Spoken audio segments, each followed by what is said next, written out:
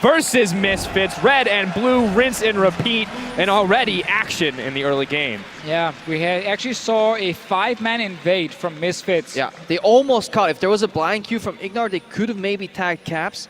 That is one of the strong points of a Braum on an invade. You never want to skirmish because he can literally just passive stack every single member in a 5v5 fight. Now, with this comp here from Misfits, the Lulu mid lane, it was something Power Vivo introduced last week. We saw Faker play today in the LCK final as well.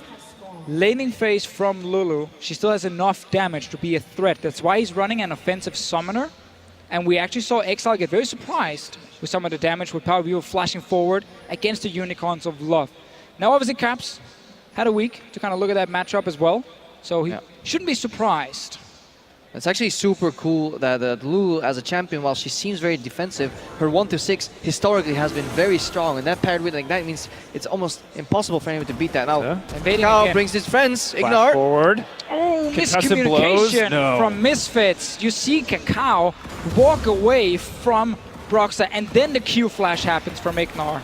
Ooh, big hit, by the way. This is so hard to play. Not only does Reckless and Jezis have the lane matchup, they also have the lane push early. They have complete control there. The only thing Kakao needs to do right now is actually get behind that. Hansama is moving in. This is so greedy from the Misfits. Taking a lot of damage. Early heal already burned. Disaster strikes in the early game. Yes, to get Kakao ahead, but at what cost here for the bottom lane in the side of Misfits? The one lucky thing is they may not have missed too many creeps right there, because it looked like Fnatic fast pushed the first wave, but there still be at least down a single creep here. Now Fnatic's level 2.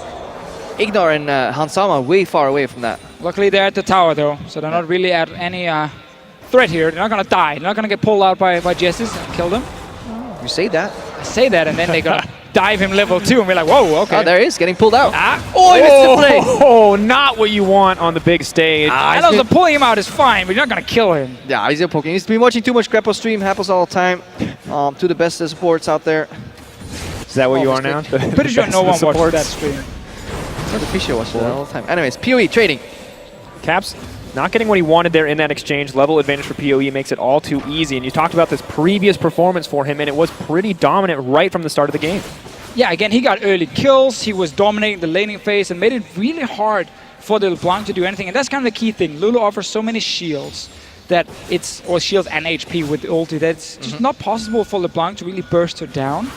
And then also with this pretty high base damage, you can actually trade very effectively against Caps, and that's why Power Vivo are kind of sitting in this situation. And against the shorter range players, it's also so easy for Lulu to get the wave push with Q and also win trades by proccing very easy E-auto Thunderlord procs. So in a very short amount of time, you can get control of the lane in 2 ways, trading and wave push. But now Kakao snuck around the enemy bottom lane. We actually wanted to talk about this a little bit earlier, how with the Braum, it can again set up Misfits to try and camp this bottom lane.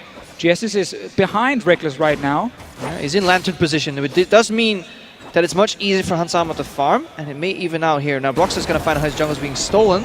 But Kakao now may be the one who's going to get caught out here as the team collapses. Flash away from the root collar, but the CC comes in, and that's not the start that Misfits wanted. The exhaust goes in, Kakao goes down. That's first blood for the Kennen. It's all gone wrong for Misfits since level 1. It was much harder to set up a play bot lane without flash on Ignar, because that was wasted when there were miscommunication. Bot lane then, Kakao, caught behind enemy lines and simply dies, gives up first blood to Kennen. Yeah, but this was a really great trade for Power Vivo. Goes in no, Prox is behind him. Root Collar is going to connect. Caps is just going to walk forward. The chains, they're going to bring it home. Power Vivo wants to get something back, but the Ignite burns, or the exhaust rather, takes him down. And PoE going for the offensive flash, looking for the montage moment instead of just piecing out. They're playing defensively here. The Misfits, they're so desperate to crawl out of this hole that they've dug for themselves that they're actually digging themselves even deeper.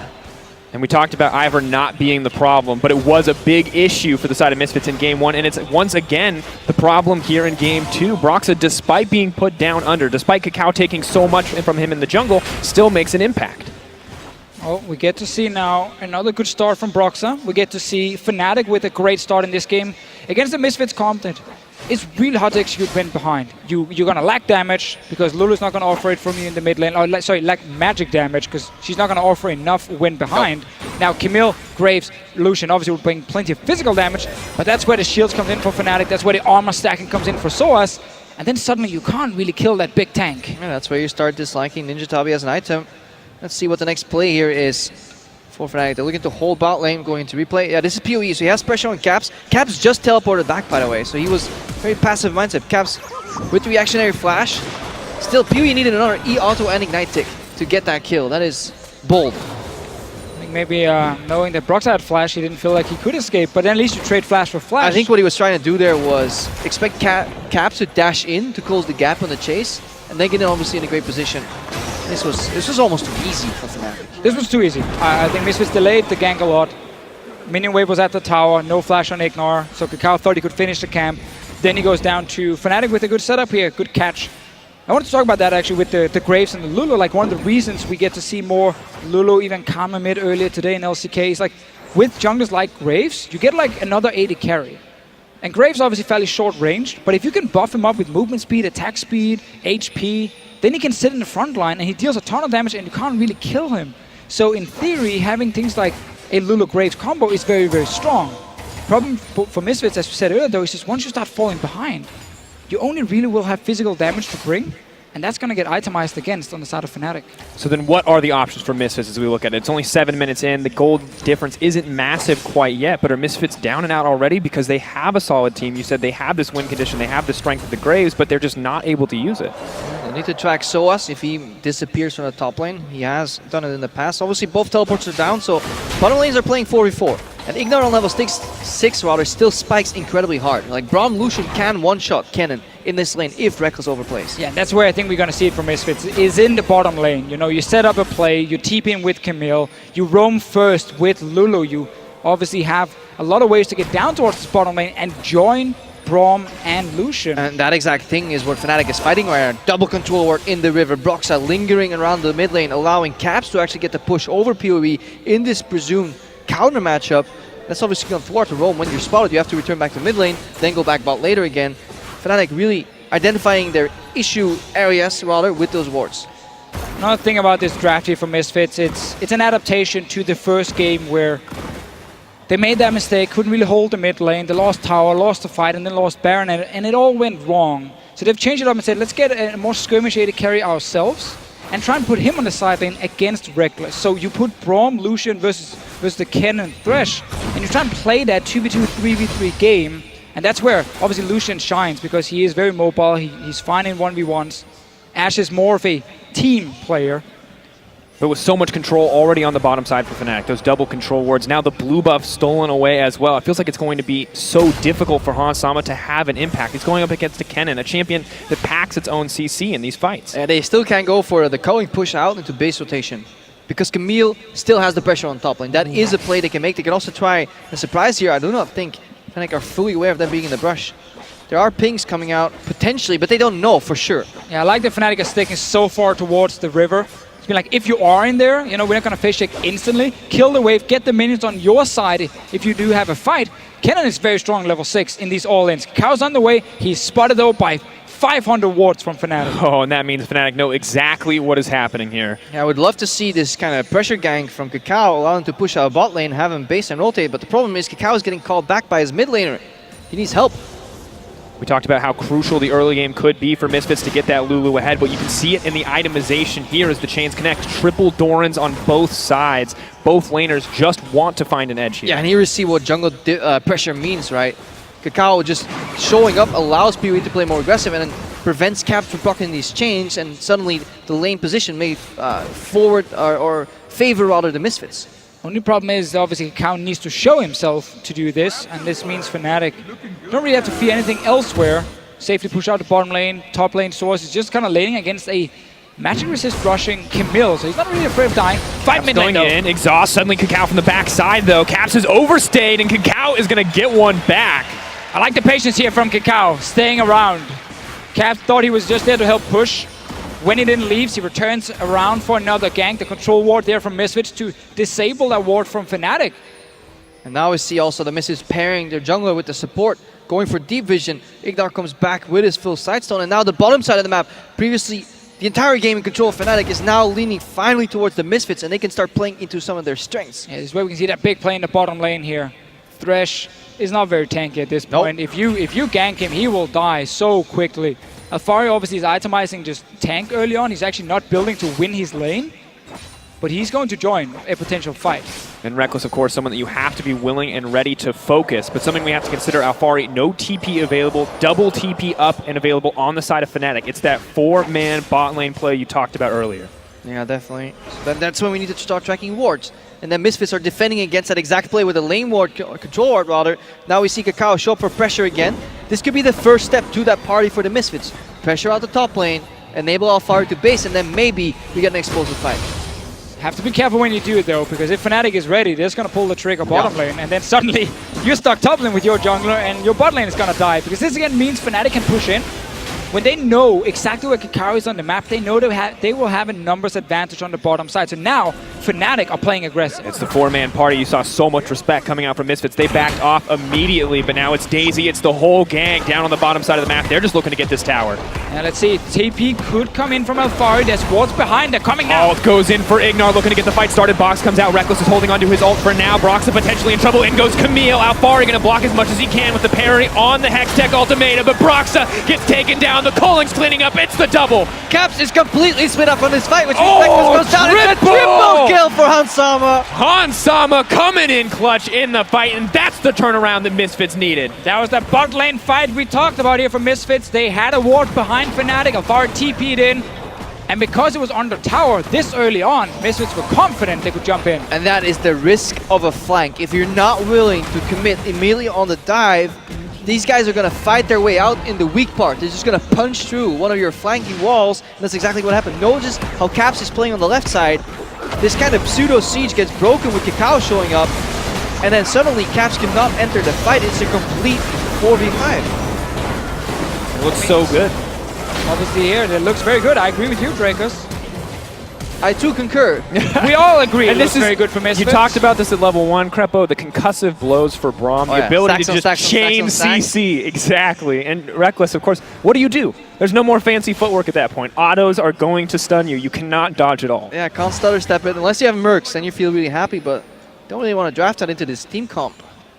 Oh, this is so good now for Misfits all of a sudden. Like that turnaround. And that was the thing, we said it looked pretty risky. They were going to run out of damage, magic damage as well. I don't know why I keep saying damage. Magic damage. You just like magic. I just like magic and damage. And Alfari is going for a bit of a lame fight top lane. Unfortunately, not at the point, I think, where either of these guys have much kill pressure on one another. But something I want to draw attention to is Hansama. This is a great game for him. And in the past few weeks, the Misfits bottom lane hasn't been a big source of aggression, hasn't been kind of the center of attention, but they're doing well this time around. I would say against Splice, in the end, when they kept playing against Ken and AD Carry, they actually took over the lane and did really well. But yes, overall, we haven't always seen them dominate. It was their failure to punish stronger matchups. Really, like they were playing strong matchup into the weaker Unicorns of Love matchups, and they weren't punishing them accordingly. We need to see them be able to thrive with an advantage, snowball it even more. But for me, the man that has really unlocked this game has been Kakao. Making the appropriate moves. Hansama going to dash forward. Reckless potentially in trouble. He's low. Let's knock back. Maybe going to look for a little bit more. Redemption comes out. He's going to try to heal up. Lulu comes from above, but Power of Evil's on the way in. Reckless is in trouble, but the CC is coming down. Hansama under the tower. He's the one tanking it up. This could be bad for the team because in goes Caps, in goes Daisy, down goes Hansama. And Fnatic are going to find the turnaround because Caps, he's hungry for a bit more. Gonna get the double. Doesn't even need to look at him with the Power Rangers finish. So this time it was Misfits actually making the aggressive play. They saw Reckless under that tower here. 2 tower dives in this game, and both times it completely backfired for the aggressive team. Power of Evil, he's going low, he's fine for now, but Source is on the way down. Caps is flanking 2 top right here, so they're going to find Ignar. This may be a 4-for-1 exchange in total. Broxah, Bush comes over the wall, Root Caller coming in, Ignar trying to hold on. It's the last Banshin, it's the Alamo, but things are going a little bit different this time around. Ignar running for his life, and Caps just gonna grab another one. So good for Fnatic all of a sudden. The game turned around in favor of Misfits. Now it's back in favor of Fnatic. Lesson number 1, don't tower dive. Don't tower dive a cannon early in the game when you can't one-shot him, because that ulti, while it is weak in the late game because it doesn't scale off AP on the first rank early in the game, if you can use it to kite under a turret, it accomplishes everything you want from it. Let's watch this again. See, I like this engage from Hansama here. You force Reckless back, and now Cannon is useless. Cannon will not offer any wave clear, can't really fight. Take the tower. Hit the turret. Just hit the turret right now. Just engage. Ignar really going rash, and there's another teleport, and that is what the Misfits forget. You're playing against double TP here, so Caps can join much faster from behind. And because they don't actually get far enough away from this tower, Hansama was tanking it the entire fight, and he took like 3 or 4 shots from it. If you manage to get far enough away to get out of tower range, maybe, still very hard. And this turret range, or this turret dive out, it would have worked months in the past before turret aggro changes were implemented. Because you were hitting targets so far behind turret range that you would no longer draw it. But with the changes, it doesn't matter how far they are out of range or not, you will always get hit by the turret if you're under it, even though the target may not be in its own turret range. So those changes still punish pro players to these days because they're so used to getting these super aggro turret dives where you push people almost into their base and then you get surprised on the way out, getting hit. It's a rough road. We've seen Fnatic fall prey to that in the past as well. Soaz caught out under tower in the G2 series, but now Misfits the one making the mistakes, and this is pretty disastrous. This is flashbacks to game 1. Burn everything on Reckless, see the team fight fall apart before your eyes, and for Misfits, they're dead even. The gold, not a huge advantage for Fnatic at this point. 1K not going to be everything, but it's going to continue to grow. And the Misfits, they want to find a setup somewhere where they have vision control, because if you need to face take into a Lulu, Braum, and a Camille, that's where they can really make picks. The problem is they're losing the side lane pressure. It's always an issue when you play against Kennen and Reckless, because he will just keep pushing. But again, 3 kills on Hansama means that he can try and match some of this AD carry aggression, and we call it the 3-1-1.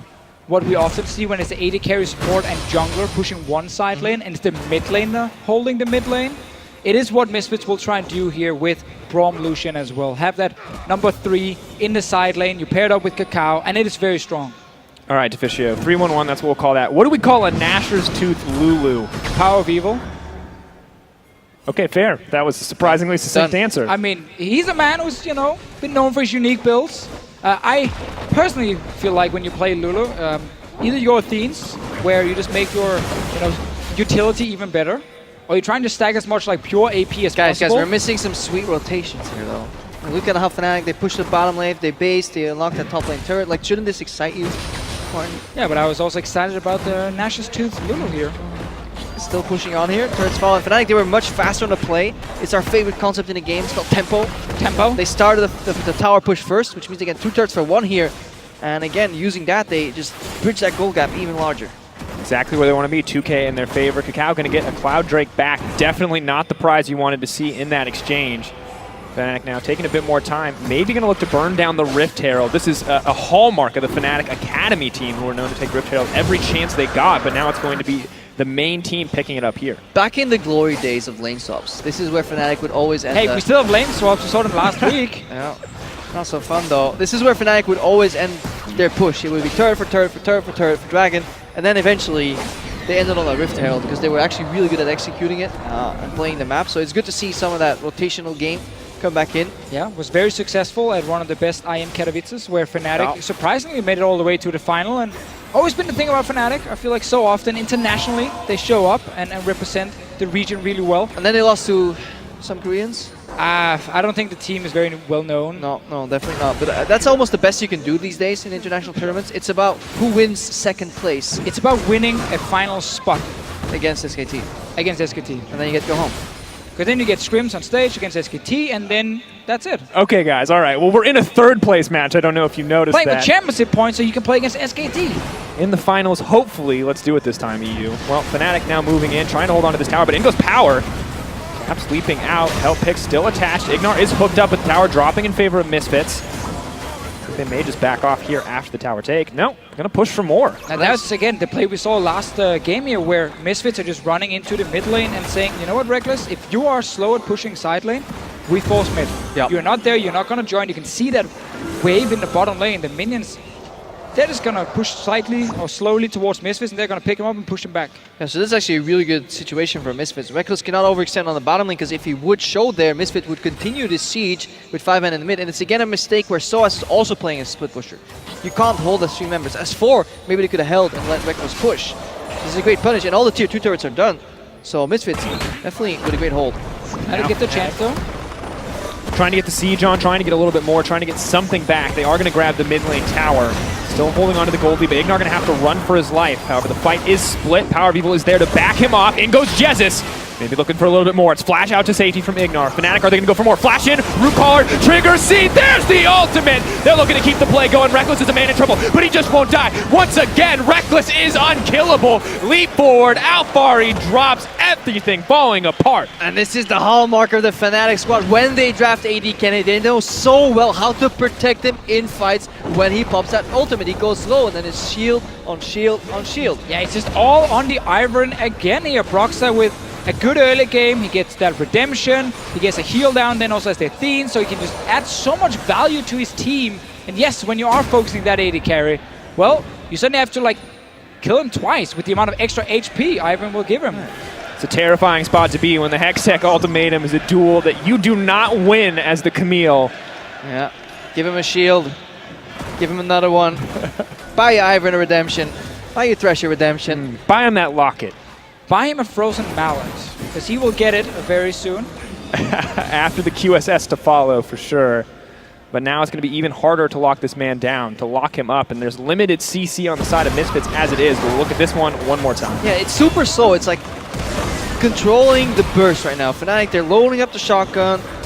They're getting them in position. And then Reckless strikes. And immediately all the attention is put on them, saving him. Like redemption to shield to shield. It's so frustrating to play against because Hansama got a glorious culling right there, but it just wasn't enough. Oh, good engage from Broxah. The Q, a flash in there to actually then lock down a target. Misfits find themselves 4k gold down. They try to have this combo where they could maybe match the early to make game of Fnatic. To go back to Power Weevil's build here, like if you think about it, he wants cooldown reduction, he wants AP. So Nashus will bring both, 80 AP, 20% CDR. Doesn't have any extra mana regen, which is a problem for him, but again, what we saw from some Lulu players was like Morel, Normicons, Luden's Echo, and then like a Death Cap, you really stack high amount of AP and you try and just buff up your shields and your ulti. Now what Power Weevil is doing here also with that magic resistance, so he's very focused on being able to send auto attack in a fight, which is kind of It's his style though, going for these like slightly defensive builds. Like we've seen the Abyssal Zone as a block from him. Soas with another great pickoff here. Can Ignar survive? Backing up, Redemption coming down, looking for the heal. Multiple members now locked up by the ult from Ignar. Caps leaping back to safety. Misfits happy to fight in the choke point for now. Teleport from behind from Alphari. Can he make something happen? Goes, gets the stun, hook shot, wall dive, happy to get in there. The ultimatum comes down, but once again it's Alphari who's in trouble. No one has dropped yet on the side of Fnatic. They're going to keep the ball rolling. They're going to grab Power of Evil. That's the 2 for 0. Yeah, Misfits cannot win team fights against this Fnatic comp. It's the same as in game 1. It's Gragas in the front, it's Ivern to support the team, and it just keeps Reckless alive. And this almost brings me back to like the way the Unicorns like to approach their fights when Ivern was such a stellar pick for them. Front line getting buffed up with the shields, the CC, and then the backline playing behind it, continuously dishing out damage on the right target selection here. Fnatic playing it slow and steady, not even giving Misfits a chance to fight their way back in. And we look at the pick ban phase, we say, hey, maybe Misfits need to change something up. They say no. They say it was the execution where we faltered in game 1 and we can change it, but the execution is faltering here in game 2 as well. Yeah, and even if you made mistakes that you could isolate and you say, you know what, even if we played this better, we would have won. The Misfits, they need to challenge this Ivern and Gragas, take some of them away. So Alphari flanking in here. Power Weevil wants to get in range to ulti Alphari, so he knocks up all these guys here, and he's actually trying to get in time. Nice hook from Jessis, and then Alphari dies at the same time. Simply denying everything from Misfits, and they're trying to set up this combo with Lulu mid lane, and it's just not working for them in these fights. And maybe that's a fight you take when you have Rumble, when you have 5 enemy team members grouped up. But now that you have the Camille, you can only hit that one guy. You don't have the damage necessary to fight Fnatic when they're grouped up like that. It makes those lockets, those redemptions, so much better. Yeah, now Fnatic and Siege. Pop out Daisy. She tanks the turret for you. League of Legends becomes a little bit easier. Very nice of her. Next, or soon we will add in the Rift Herald as well. Daisy, Rift Herald, Tippers. Shaco boxes. Shaco, that was it. Shaco boxes. Oh, a Fnatic Death Brush. They just kind build your own. Yeah, build your own. Do it wherever yourself. you want. They're definitely doing it. Fnatic just going to grab the Infernal Drake. Happy to take it. May not be another tower, but it's pretty difficult. We're at this point we've talked about before with the split push. Way harder to break into the base, way harder to take down those inhibitor towers, but they also have a 7k lead.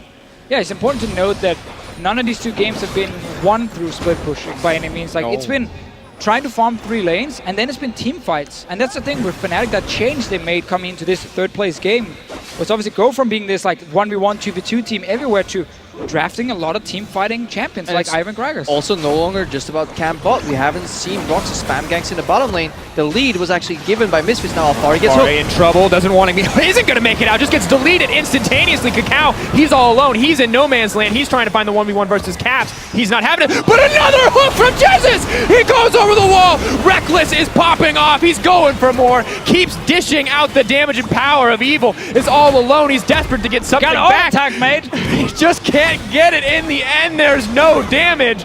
Caps unstoppable. Fnatic on a tear. Yeah, every single member from Fnatic just performing at such a high level in these fights here. Jesse's landing hooks left and right. And it means another win for Fnatic. In them down, they're going for the Nexus. Yeah, definitely. First Nexus turret goes down here. It's another fight where Powerweevil does not get his ulti off before single member has already died. Really good target selection by Fnatic and peeling from Broxah.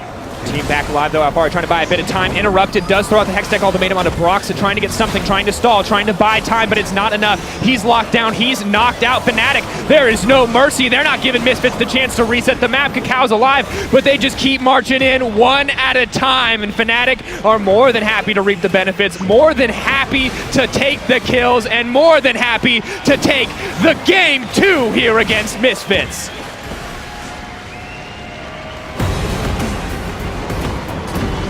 Yeah, they do it again. They right now look like the best team on this stage.